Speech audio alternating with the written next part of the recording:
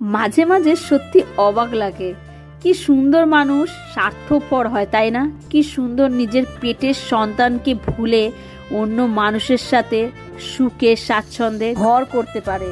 এদের মানসিকতা সত্যি কত সুন্দর, সত্যি প্রাইজ দেওয়ার মতো। শুধু বোধহয় আমাদের মতো মেয়েরা বা আমরাই পারলাম না সন্তানদের ফেলে নিজের জীবনটা গুছিয়ে নিতে, না হলে আজ হয়তো আমার জীবনটা অন্যরকমই হতো।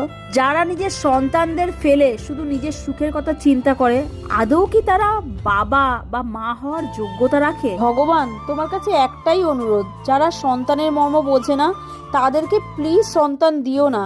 যারা সন্তানের জন্য দিনরাত ছটফট করছে, তুমি তাদের কোল ভরিয়ে দাও। কারণ যেসব সন্তানরা বাবা মা থাকতো অনাথের মতো মানুষ হয়, তাদের কষ্টটা অনেক বেশি। যাক, যার যার ধর্ম সেই করে। ভগবানের কাছে আমার পুরো বিশ্বাস, ভগবান যে যেমন ধর্ম করেছে তাকে ঠিক